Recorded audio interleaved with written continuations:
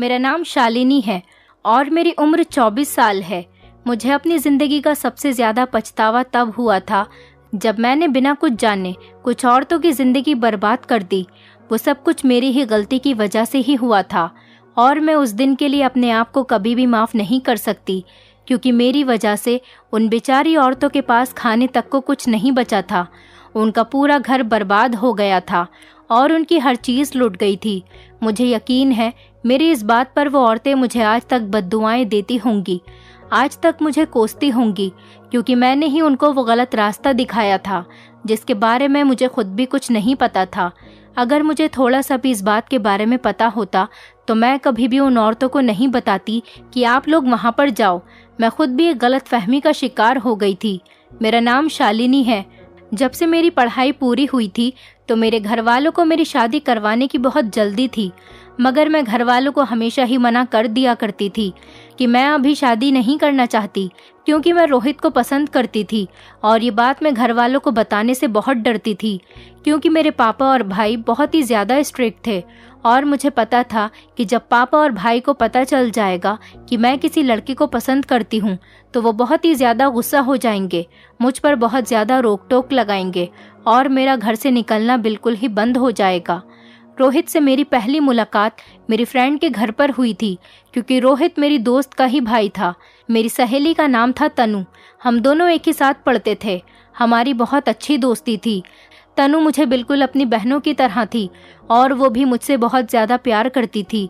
तनु की कोई भी बहन नहीं थी। वो हमेशा यही कहती थी कि शालिनी, जब से तुम मुझे मिली हो तब से बहन की कमी बिल्कुल भी महसूस नहीं होती। इसीलिए मैं ज़्यादा से ज़्यादा कोशिश करती थी कि तनु को कभी भी बहन की कमी महसूस ना हो और मैं उसको अपनी सगी बहनों के जैसा ही समझती थी। हमारी पढ़ाई जब से पूरी हुई थी तो कभी तनु मेरे घर पर आ जाती थी मुझसे मिलने के लिए और कभी मैं उसके घर पर चली जाती थी उससे मिलने के लिए। जब तनु मेरे घर पर आती थी तब रोहित उसे लेने के लिए मेरे घर पर आ जाया करता था और इस तरह से हमने एक दूसरे को देखा था। हम दोनों को एक दूसरे से प्यार हो गया था। काफ़ी समय तक तो हमने एक दूसरे से बस फ़ोन पर ही बात की थी।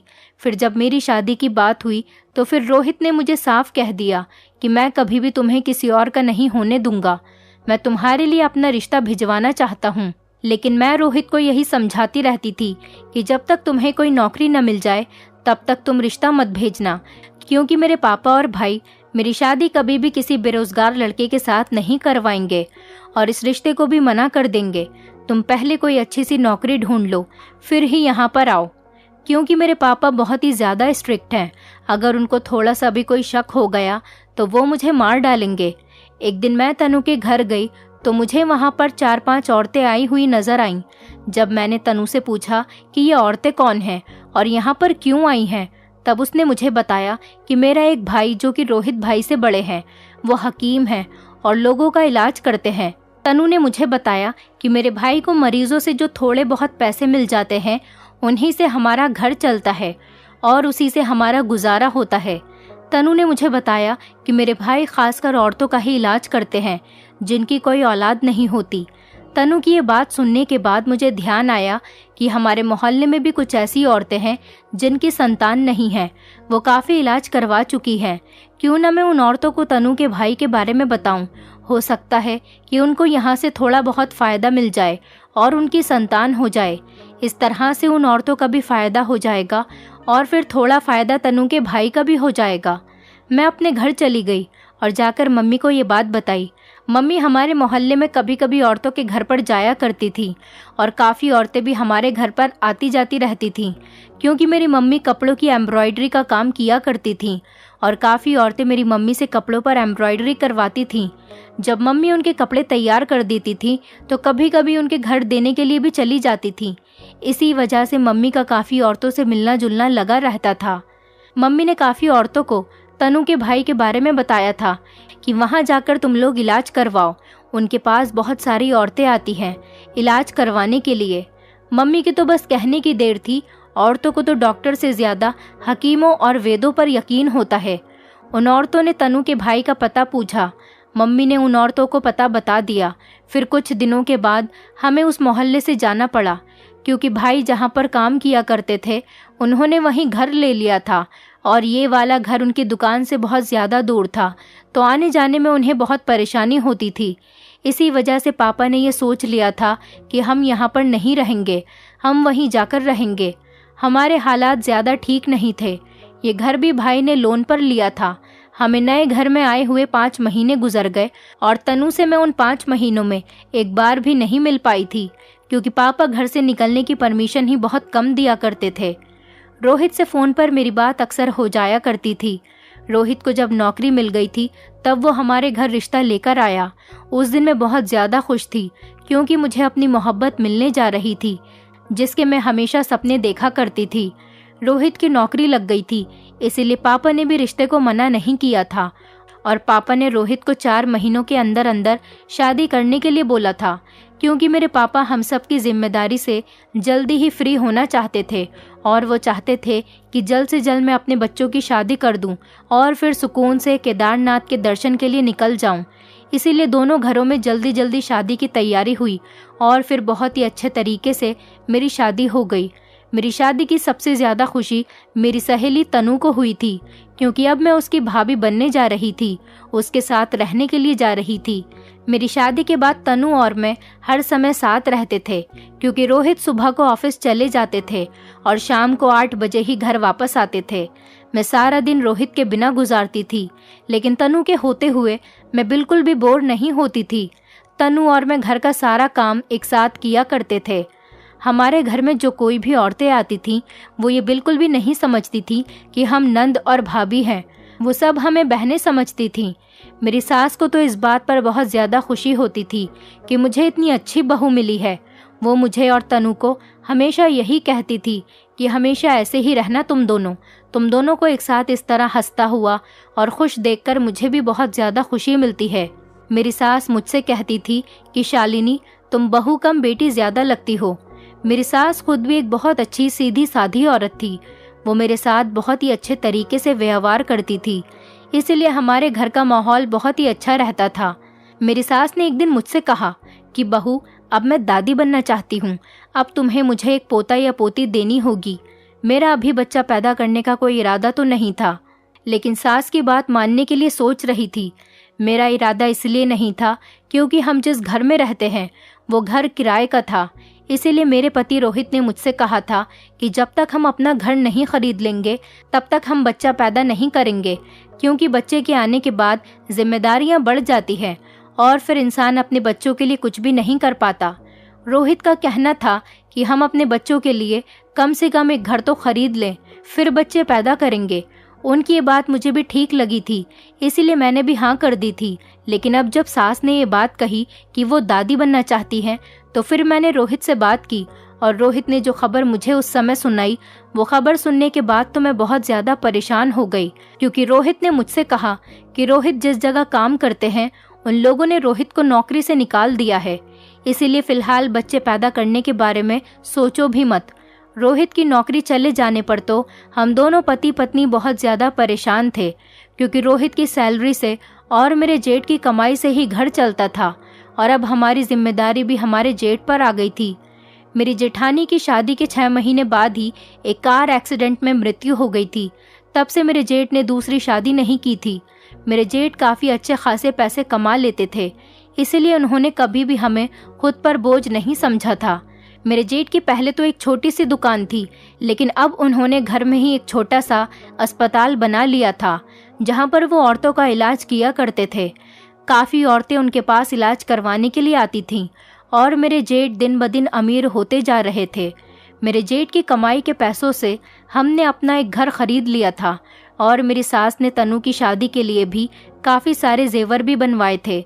मेरी सास ने जब एक बार फिर से मुझसे कहा कि तुम्हें अब एक बच्चा पैदा करना चाहिए, तो मैंने अपनी सास को रोहित की कही हुई बात बता दी कि वो चाहते हैं जब तक मुझे नौकरी नहीं मिल जाती और मैं अपना खुद का घर खरीद नहीं लेता तो तब तक हम बच्चा पैदा नहीं करेंगे।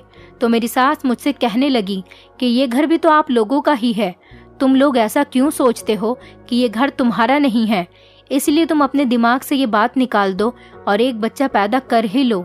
तो मैंने भी अपनी सास से बोल दिया कि मम्मी, जेठ जी से तो काफ़ी औरतें इलाज करवाने के लिए आती है, क्योंकि जिनकी संतान नहीं होती वो तो उन्हीं औरतों का इलाज करते हैं।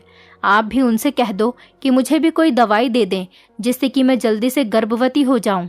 मम्मी ने जब मेरे जेठ जी से ये बात बोली तो उन्होंने साफ साफ मना कर दिया कि मैं भाभी का इलाज नहीं करूंगा। मुझे उनकी ये बात बहुत ही ज़्यादा बुरी लगी। मुझे यही लगा कि शायद हम उनके घर में रहते हैं, इसीलिए वो ऐसा सोच रहे हैं कि उनकी कोई संतान न हो। मम्मी ने मेरे जेठ जी को काफ़ी बार बोला था, मगर मेरे जेठ मानने के लिए तैयार ही नहीं थे। इस बात पर मुझे कुछ कुछ शक होने लगा और मैंने आने वाली औरतों से पूछना शुरू किया, क्योंकि हमारे घर में एक कमरा बना हुआ था जहाँ पर मेरे जेठ औरतों के इलाज करते थे और उस कमरे में जाने की किसी को भी परमिशन नहीं होती थी। मैंने जब भी किसी औरत से पूछा था कि क्या आपको मेरे जेठ के इलाज से फ़ायदा हुआ है, तो हर आने वाली औरत यही कहती थी कि मैं तो पहली बार आई हूँ और यही उम्मीद लेकर आई हूँ कि आपके जेठ के इलाज से भगवान हमारी खाली झोली में संतान डाल दे। पर जो कोई भी औरत उस कमरे में जाती थी तो फिर वो वापस बाहर नहीं आती थी। पहले तो मैंने इस बात पर ध्यान नहीं दिया था कि औरतें कमरे से बाहर निकलती हैं या नहीं, लेकिन फिर जब एक दिन मैंने नोटिस किया तो पूरा दिन गुजर गया, कोई भी औरत कमरे से बाहर ही नहीं आई और ना ही मेरे जेठ कमरे से बाहर आए। मैं बहुत ही ज़्यादा परेशान थी कि आखिर मेरे जेठ ऐसा कौन सा इलाज करते हैं औरतों का जो उन्हें वापस कमरे से बाहर नहीं निकालते। मैंने अपनी सास से भी इस बारे में बात की, पर उन्होंने मेरी बात पर ध्यान नहीं दिया और मुझे बस यही कहकर टाल दिया कि इलाज करवाने आती हैं, इसलिए थोड़ा बहुत टाइम तो लगेगा, क्योंकि काफ़ी भीड़ लगी रहती है और लोगों को टाइम देने में मेरे बेटे को बहुत ज़्यादा समय लग जाता है। उसे तो अपने खाने पीने तक की परवाह नहीं होती। मैंने अपनी सास के साथ इस बारे में और ज़्यादा जिद नहीं की, क्योंकि मैं उन्हें ये क्लियर नहीं बता सकती थी कि मुझे उनके बेटे पर शक हो रहा है। ये बात मैं उन्हें कैसे कह सकती थी, इसीलिए मैंने सोचा खुद ही इस बात का पता लगाऊं, क्योंकि मैं अपने शक को दूर करना चाहती थी। एक दिन सुबह को अपने जेठ के कमरे में जाने से पहले ही उनके कमरे में जाकर छुपकर बैठ गई, जहां पर वो औरतों का इलाज करते थे। 4-5 औरतें तो जब मैं वहां पर थी तभी इलाज करवाने आईं और मेरे जेठ से दवाई लेने लगी। मेरे जेठ उन्हें दवाई देते हुए उनसे काफ़ी सारे पैसे मांग रहे थे। वो औरतें जब कह रही थीं कि इस बार थोड़े से पैसे ले लें, जब आपकी दवा से हम गर्भवती हो जाएंगे तो आपको बहुत सारे पैसे देंगे और आपको खुश कर देंगे, लेकिन मेरे जेठ जी उनको इस बात से ही इलाज करने पर मना कर रहे थे और कह रहे थे कि मैं आप लोगों का इलाज बिल्कुल भी नहीं करूँगा जब तक आप मुझे मेरी मुँह मांगी रकम नहीं देंगे। मुझे अपने जेठ की ये बात बिल्कुल ठीक नहीं लग रही थी और मैंने इस समय ये सोच लिया था कि इस तरह से करके ये इतनी जल्दी इतने अमीर बन गए और अपना घर और गाड़ी खरीद ली है। फिर मैंने सोचा शायद मेरे जेठ के इलाज में इतना ज़्यादा असर है, इसीलिए तो ये औरतें इतने बहुत पैसे देकर जाती है, वरना तो कोई क्यों इतने पैसे किसी को देता है। मुझे तो बहुत ज़्यादा हैरत हुई जब मैंने देखा कि मेरे जेठ के उस कमरे में एक और पीछे से दरवाज़ा बना हुआ था। वो औरतें जिस दरवाजे से आती थीं, मेरे जेठ उस दरवाजे से उनको वापस जाने नहीं देते थे और उनको पीछे के दरवाजे से जाने के लिए बोलते थे। मुझे ये बात बिल्कुल भी समझ में नहीं आई। मुझे दाल में कुछ काला लग रहा था। मेरे जेठ वहाँ पर बैठे थे और अब मुझे उस कमरे से निकलने में मुश्किल हो रही थी, क्योंकि मैं छुपकर बैठी हुई थी और जब तक मेरे जेठ वहाँ से चले नहीं जाते तब तक मैं उस कमरे से निकल नहीं पाती। जब मैं वहीं पर थी तब वहाँ पर एक औरत आई और मेरे जेठ के साथ झगड़ने लगी। वो मुझे जानी पहचानी लग रही थी। जब मैंने ध्यान दिया और सोचने लगी कि ये तो वही औरत है जिस औरत को मैंने अपनी शादी से पहले अपने जेठ का पता बताया था, जो वहाँ पर रहती थी जहाँ पर हम पहले रहा करते थे। वो औरत मेरे जेठ से कहने लगी कि तुमने जितने भी पैसे मांगे मैंने हर बार तुम्हें उतने पैसे दिए, मगर तुम्हारे इलाज से मुझे बिल्कुल भी फ़ायदा नहीं हुआ। मैंने तो अपना घर भी बेच दिया और अपना पैसा, अपने जेवर सब कुछ तुम्हें दे दिए। अब मेरे पास कुछ भी नहीं बचा। अब बताओ कि मुझे संतान कब होगी। मेरे जेठ तो उस औरत को डांटकर अपने कमरे से निकाल रहे थे। वो औरत मेरे जेठ को धमकियां दे रही थी कि मैं तुम्हारी सच्चाई सबको बता दूंगी, तुम्हें बदनाम कर दूंगी। वो औरत बहुत ज़्यादा रो रही थी। वो कह रही थी कि मेरे पति मुझे अब घर से निकाल रहे हैं, वो मुझे डाइवोर्स दे रहे हैं। मैंने उन्हें पक्का यकीन दिलाया था कि इस हकीम की दवाई से मुझे ज़रूर संतान हो जाएगी। वो औरत उस वक्त कह रही थी कि मुझे तो पूनम दीदी का कहना मानना ही नहीं चाहिए था और ना ही आपके पास आना चाहिए था। पूनम मेरी मम्मी का नाम था और मेरी मम्मी ने ही उस औरत को हकीम के बारे में बताया था और मम्मी को मैंने बताया था। सारा कसूर मेरा था। मैंने बिना जाने ही इतनी औरतों को अपने जेठ के बारे में बताया था और मैं उस समय जहाँ पर छुपी बैठी थी और वहाँ से निकलकर बाहर आ गई। मुझे देखकर तो मेरे जेठ बहुत ज़्यादा चौंक गए, क्योंकि उन्हें बिल्कुल भी अंदाज़ा नहीं था कि मैं यहाँ पर भी हो सकती हूँ। जिस तरह से वो उस औरत से बात कर रहे थे, मुझे देखकर तो बहुत ज़्यादा शर्मिंदा होने लगे। मुझे कहने लगे कि भाभी आप यहाँ पर क्या कर रही हैं। वो औरत जो उस समय मेरे जेठ के पास खड़ी थी, वो मेरे जेठ को कह रही थी कि मेरा सारा पैसा मुझे वापस कर दो। उस औरत ने मुझे इस समय पहचान लिया। मुझसे कहने लगी, शालिनी ये तुम्हारा जेठ है, ये तो ढोंगी है, ये कोई हकीम नहीं है। ये औरत से पैसे लूटता है और ये दवाई देने से पहले ही औरतों से काफ़ी पैसे मांगता है। वो औरत मुझसे कह रही थी कि शालिनी मैं तो तुम्हारे कहने पर इस हकीम के पास आई थी, इसकी बातों में आ गई। मैंने अपना घर तक बेच दिया। अब मेरे पति मुझे डाइवोर्स दे रहे हैं। बताओ मैं कहाँ जाऊँ। ये सब कुछ तुम्हारी वजह से हुआ है। क्यों तुमने मुझे यहाँ भेजा था। अब बताओ मैं क्या करूँ। वो औरत बहुत ज़्यादा रो रही थी। मुझे उस पर बहुत ज़्यादा तरस आ रहा था, क्योंकि वो कह रही थी कि मेरे पति मुझे डिवोर्स दे देंगे जब तक मैं उसके पैसे वापस न कर दूँ। मेरा घर उजड़ जाएगा। मेरे जेठ तो बहुत ही ज़्यादा शर्मिंदा हो रहे थे। वो उस औरत से कह रहे थे कि तुम ये बात किसी को भी मत बताना, मैं तुम्हारे पैसे लौटा दूंगा। मैंने अपने जेठ से इस समय कहा कि आप इस औरत के पैसे तो लौटा देंगे और बाकी सारी औरतों से जितने पैसे आपने लूटे हैं वो कौन वापस करेगा। मेरे जेठ मुझसे कह रहे थे कि भाभी आपको उन औरतों की फिक्र करने की कोई ज़रूरत नहीं है, कोई भी अपने पैसे वापस लेने के लिए नहीं आएगा। मैंने अपने जेठ से कहा कि आपको पता भी है ये कितना बड़ा पाप है। अगर आप हकीम नहीं थे तो आपने लोगों को क्यों कहा था कि मैं आपका इलाज करूंगा और मेरे इलाज से आप गर्भवती हो जाएंगी। झूठ बोलना कितना बड़ा पाप है और आप झूठ से कमाए हुए पैसों से हम सबको खिला रहे हैं। ये सारी कमाई तो हराम की थी, मतलब हम इतने सारे दिनों तक गलत काम के पैसे खाते रहे हैं। मुझे बहुत ज़्यादा दुख हो रहा है कि मैंने आपके कमाए हुए पैसे से अपना पेट भरा है। मेरे जेठ को अपनी गलती का बिल्कुल भी एहसास नहीं हो रहा था, इसलिए मैंने उनके सामने बोलना बेकार समझा और उनके कमरे से चली गई। मेरे जेठ के पास जितने पैसे उस समय थे उन्होंने उस औरत को दे दिए और बाकी पैसे बाद में देने के लिए बोल दिया। मैंने अपने पति से बात कर ली और उनको अपने जेठ के बारे में सब कुछ बता दिया।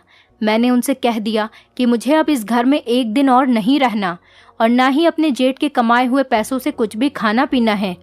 मेरे पति ने अपने भाई से इस बारे में बात की तो उनके भाई ने साफ साफ कह दिया कि अगर आपको इस घर में नहीं रहना तो यहाँ से चले जाएं। बाकी आप लोगों को मेरे बारे में कुछ भी बोलने का कोई हक नहीं। मेरे पति और मैं उस घर से चले गए और मैं अपने पति को लेकर अपने मायके चली गई। हम दोनों वहाँ पर रहने लगे। मैंने अपने घर वालों से बोल दिया था कि मेरे पति को यहीं पर नौकरी मिली है, इसलिए हम कुछ दिन के लिए आपके घर में रहने के लिए आए हैं, जब तक हम अपने लिए कोई घर नहीं देख लेते। मैंने वहाँ पर ट्यूशन पढ़ाने का काम शुरू कर लिया और हम अपना खाना पीना खुद ही करते थे। मेरे पति की इतनी सारी कोशिश के बाद उन्हें बहुत अच्छी नौकरी मिल गई, जिसकी सैलरी काफ़ी अच्छी थी। कुछ ही महीनों में हमने अपना घर अलग ले लिया, क्योंकि मैं अपने पति की सारी सैलरी जोड़ती थी और अपने ट्यूशन के पैसों से ही गुजारा करती थी। मेरे पति मुझसे कहते थे कि ये सब कुछ तुम्हारी मेहनत की वजह से हुआ है। अगर तुम मेरा साथ नहीं देती तो हम कभी भी अपना घर नहीं खरीद पाते। घर खरीदने के बाद मैंने अपना इलाज एक अच्छे डॉक्टर से करवाया था, जिसके इलाज के बाद 3 महीने में ही मैं गर्भवती हो गई थी और इस बात की मुझे बहुत ज़्यादा खुशी हुई थी। मैं मिठाई लेकर अपनी सास के पास भी गई। उनको भी ये खबर सुनकर बहुत ज़्यादा खुशी मिली थी। मैंने अपनी सास को अपने साथ रहने के लिए भी बोला था, लेकिन वो कहती थी कि तनु अभी कुंवारी है और मेरे बड़े बेटे की दुल्हन नहीं है, वो अकेला कैसे रहेगा। जब तक इन दोनों की शादी नहीं हो जाती मैं यहीं पर रहूंगी। जब शादी हो जाएगी तो तुम्हारे पास आ जाऊंगी, तो कभी यहाँ पर आ जाया करूंगी। मुझे जब 7वां महीना शुरू हुआ तो तनु और मेरी सास हमारे घर पर आई। मेरी सास को देखकर तो मुझे बहुत ज़्यादा खुशी होने लगी। मेरी सास उस समय पहली बार हमारे घर पर आई थी और काफ़ी ज़्यादा परेशान नज़र आ रही थी। मैंने जब उनसे उनकी परेशानी की वजह मालूम करने की कोशिश की तो उन्होंने मुझे बताया कि मेरे बड़े बेटे का कारोबार अब बिल्कुल बंद होने लगा है और हमारे घर में तो अब खाने के लिए भी कुछ नहीं है। ये खबर सुनने के बाद मैं समझ गई उनके झूठे हकीम होने की खबर शायद सबको हो गई है और मुझे इस बात से काफ़ी खुशी मिली।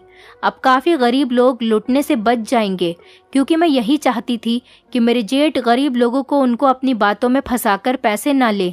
मेरी सास और मेरी नंद अब हमारे साथ ही रहने लगी थीं, लेकिन मेरे जेठ मेरे घर पर एक बार भी नहीं आए थे।